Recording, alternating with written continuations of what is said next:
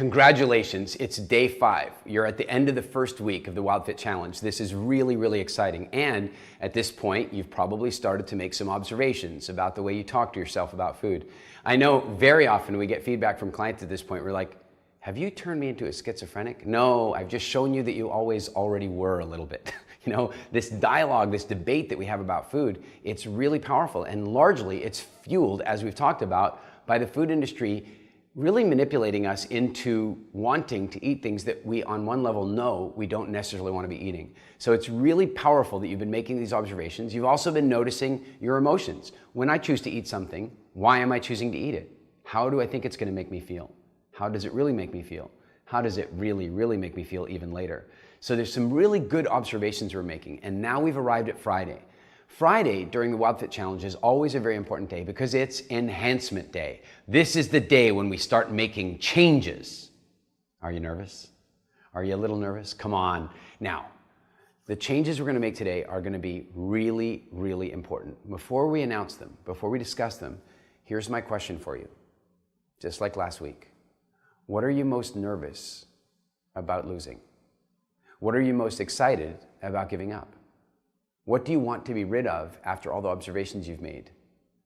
What are you afraid of giving up? Now remember, the buffer zone is in front of you. Remember that every Friday when we announce enhancements, those enhancements are optional during the buffer zone. So you don't even have to do them for a few days. You have to start on Monday. So here we go. Enhancements for this week, they come in 2 forms. The first is things to remove and the second is things to add. So you will remove nothing. Okay, I know now you're starting to think I'm crazy, right? Wait, Eric, I signed up for a health program and what, you're going to tell me to remove nothing again? Yeah, I am. Because this is not a diet, it's a lifestyle change. This is not temporary, this is permanent. And in order for it to be permanent, we really need to understand ourselves, know thyself. And in order for us to get there, you need to follow the program. So please, remove nothing, no matter how tempted you are. You've probably begun to notice that certain foods actually make you feel crap when you thought they're going to make you feel great. I don't care. They got to stay in. And I know something. I know that by Wednesday or Thursday of this week, you're going to begin, if you haven't already, to get tempted to drop some stuff out. Here's what I can tell you right now. Whatever reasons you have for wanting to drop that stuff out, whatever observations you've made, however you've changed your desires, here's the thing. People who drop this stuff out early are less likely to make the same level of permanent change as the people who play the game fully. So for example, I'm going to just pick on pizza, because pizza is full of all kinds of great stuff, right? I'm going to pick on pizza for a minute. Let's imagine that you would normally have a pizza on Thursday. You might find yourself going, man, I just didn't feel good after that last pizza. I never really noticed it before, but my stomach feels like lead and I feel like I go into a coma. I just want to sleep. I don't want to have another pizza. Fine, don't have it. But then what's going to happen is, at some point over the next couple of months of your life, an event's going to happen and boom, pizza will be back. If you play the game full on, there's every chance that pizza will only ever come back for you in a conscious way, where you've made a decision to eat pizza maybe within certain rules, with certain ingredients, the way you want to, rather than losing your freedom to food. So we will not remove anything this week, even if you want to. In other words, your angel at this point is probably starting to get louder, right? We don't want that. We don't want that. We don't want that. And the devil's probably now having a harder time. Come on, you got to have it. Eric said we have to have it. And pretty soon what's going to begin to happen is the only reason the devil's going to win this argument is because I'm siding with the devil. And that is exactly where you want to be. So you will cut out nothing this week. So we're cutting nothing out, and now we're going to run into, or we're going to address, a very important principle of WildFit.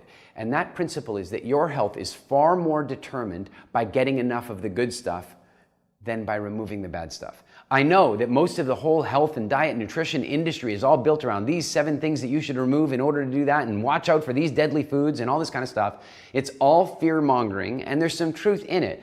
Way more important than that, however, is getting enough of the good stuff. You remember the example with the vitamin C. Somebody could be eating the perfect diet, no garbage, no junk food, no toxins, nothing wrong at all, the perfect diet. But if we remove important essential nutrients from that perfect diet, that person is going to get sick.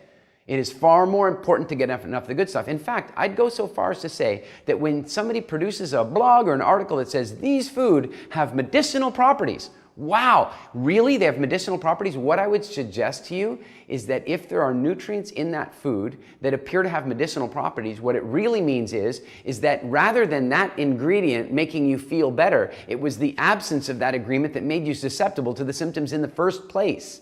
Fruits and vegetables do not fight disease. The absence of them contributes to it.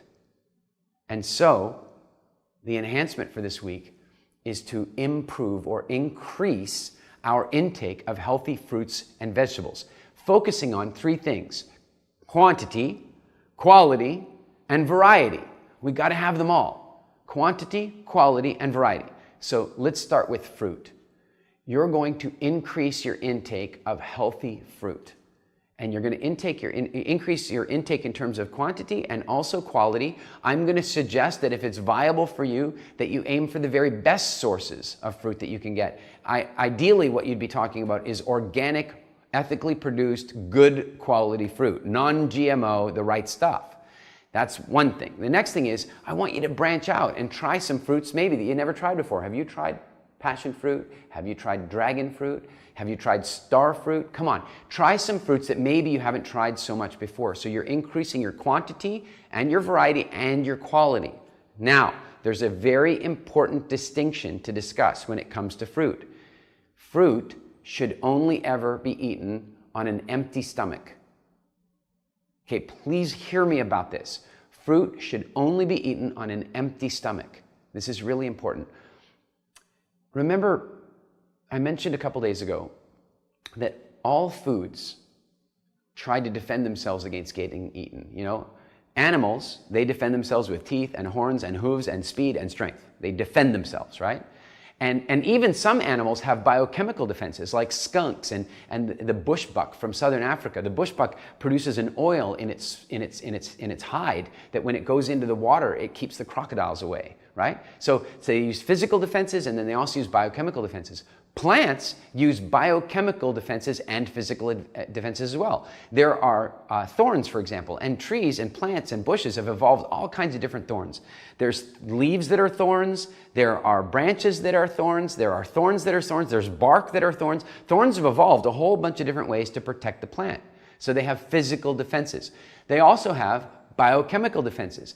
The leaves can produce tannins that make the leaves difficult to digest and too bitter to eat. The roots or the seeds might produce caffeine, which is an insecticide that causes an adrenaline spike in you and makes you feel good, but ultimately it's a poison in your body, and the plant is using it to defend itself. But fruit doesn't really do that.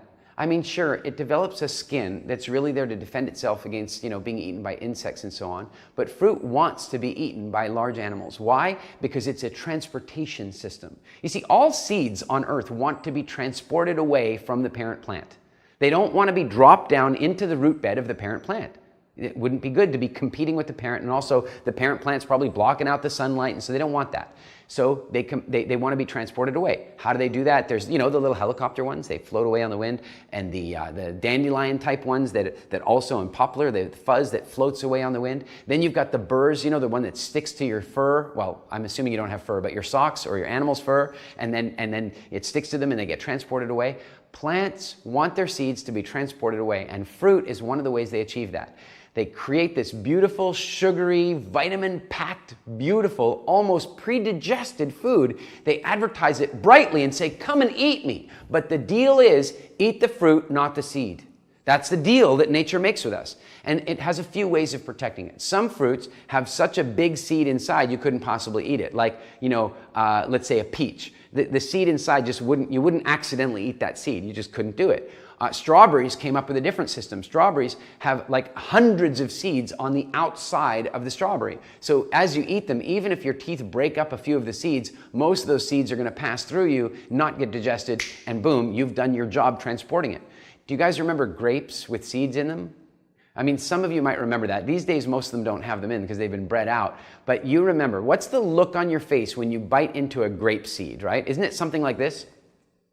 It's awful. And by the way, when you bite into that grape seed, roughly how long is it before you bite into another grape seed?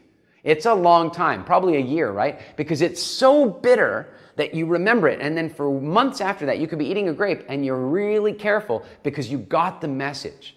So fruit has created this whole relationship with us that says, please eat me and transport me away from the parent plant. And in order for that to work really well, fruit designed itself to be almost pre-digested so that it doesn't have to spend a long time in the digestive system where our very powerful stomach acids might break down the seeds. And so fruit was designed to pass through really quickly and easily. When we don't let it, we get things like heartburn. For example, let's say you eat a bunch of normal concentrated food, you put it down into your stomach, and then you eat some fruit afterward. Now you have this sugary, fleshy stuff sitting in a warm, moist environment on top of all the other food, and it begins to ferment and produce gas, and you get heartburn. When I first started studying food in a really major way back in the early 1990s, my father and I would have pretty significant arguments. In fact, when I first told him things about sugar and dairy products and wheat and this kind of stuff, he said to me one day, he goes, Eric, you're so open-minded, there's a wind blowing inside there, right? He just was not open to any of my ideas. And so, interestingly enough, one day he sadly had a heart attack. It was a minor heart attack. He's never had one since. That's over 20 years ago. He's perfectly healthy now. And I believe I can take a little bit of credit for that because after he had that heart attack, he had an interesting experience. He had chest pains, and they'd given him these special little pills. If he has chest pains, he has to take the pills, right? He had these chest pains, and he's getting ready to take the pill, but he calls his nurse, and he says, hey, listen, I'm having chest pains. Should I take my pills? She says, wait, before you take the pills, let's just have a look at what you've been eating today. And he goes, well, I had some brown rice and some vegetables and fish in a very nice healthy meal, and then I ate an orange for dessert. And she says, well, you can't really do that. And he's like, what do you mean? And he goes, well, she says, if you eat the orange on top of all that other food, then the orange is going to give you heartburn. You're not having a chest pain related to your heart. You're actually having a digestive problem. And I had already told him only eat fruit on an empty stomach. And so here's the phone call. He calls me up and he goes, Eric, you and I don't agree on a lot of things a lot of times, but I'm a big enough man to admit that this one time, this will be the only time we ever have this call, it'll be the only time, but this one time you may have been right because my nurse said, you see, he needed to hear it from somebody with a stethoscope and a clipboard. He couldn't hear it from his son. What I'm asking you to do is don't wait till you have to hear it from a clipboard and a stethoscope. Take my word on this. Eat fruit on an empty stomach. So this week, next week I should say, after the buffer zone or in the buffer zone, you're going to improve the quantity, quality, and variety of fruit you eat, and the fruit's going to be eaten on an empty stomach. Okay? That's enhancement number one. Enhancement number two is that you're going to improve or increase your quantity, quality, and variety of vegetables, right? You're going to improve the quantity you eat in terms of, right now, most of us regard a vegetable as a little optional side dish on the meal that we may never even eat. And a salad is something we might do if we feel like we're being particularly good that day. No, not next week. Next week, we're going to step up and we're going to dramatically increase the quantity of vegetables that we eat. We're going to dramatically increase the variety. When's the last time you had some good bok choy? Or when's the last time you had some let's think about it, like Swiss chard or dinosaur kale? You're going to improve the quantity, quality, and variety of the vegetables you take in, and you can eat them at any time of the day. You can eat them with other foods, it's not like with fruit. Now, some of you are going to ask this question about, can I eat it cooked or raw and all this kind of stuff? So here's the answer. Fruit should only ever be eaten raw. Do not cook your fruit. Raw. Vegetables are preferable raw. They're okay to cook. They're okay to cook. They're preferable raw, and what I mean by that is that while we know that humans have probably had command of fire for something in the realm of about 2 million years, we also know that we didn't really have pottery. So while we could cook meat on a fire, and I've watched the way they do this. I want to say 2 Decembers ago, I was hunting with the Bushmen and we got ourselves a bush pig. And what do? They basically put the bush pig on the fire. Like they don't bother with a grill and all this kind of stuff. Vegetables don't tend to work that way. And I've never really seen them cook vegetables other than some root vegetables. So it seems like mostly our history has been about eating these vegetables raw. And it also seems pretty clear in science that when you cook something, you break down a lot of the nutrients that are in it. So vegetables will generally be preferable raw. Some of you are saying, well, hold on a second. I have a hard time digesting crucifers if they're raw and all this kind of stuff. If you'd prefer to cook them, you can cook them. But what I would say is, frighten them more than cook them. Like when I first moved to England, I lived in England for 10 years. And when I first moved there, if I ordered broccoli in a restaurant, I tell you, they could bring the broccoli. And if you were to lift the broccoli up and drop it from any distance and it landed on the plate, it would splat into a puddle. They cooked it till it was liquid, right? I don't really like raw broccoli, so I will cook my broccoli. But what do? I take the broccoli and I heat up the steamer and then I hold the broccoli over the steamer and I say, tell me your name and serial number. I just frighten it slightly over the steam to soften it and then I have it. So what I would suggest to you is preferably you eat vegetables raw. Alternatively, you lightly cook them. And if the only way you're going to eat vegetables is to cook them as much as you want, go ahead and do that. The core thing is that you're getting the increased quantity, quality, and variety of vegetables into your diet. That's enhancement number 2. Now, enhancement number 3 is an extension of that last enhancement. It's actually an extension of both enhancements, and that is that we're going to give you a recipe for the Alkejizer. The Alkejizer is a smoothie that we've developed that's really simply a way of helping you increase your quantity, quality, and variety of the vegetables and fruits that you're eating.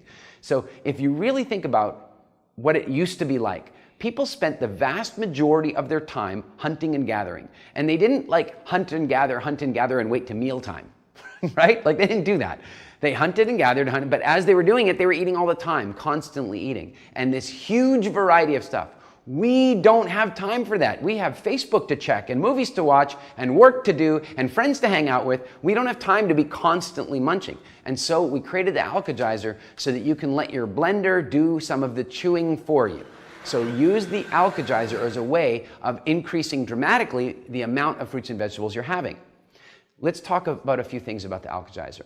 The first thing is that the Alkejizer will have a little bit of fruit in it. Now, this is what we call an Alkejizer mild. In the future, we're going to introduce you to something called an Alkejizer prime, which is there's no fruit in it. Most of you would regard that as way too bitter at the moment.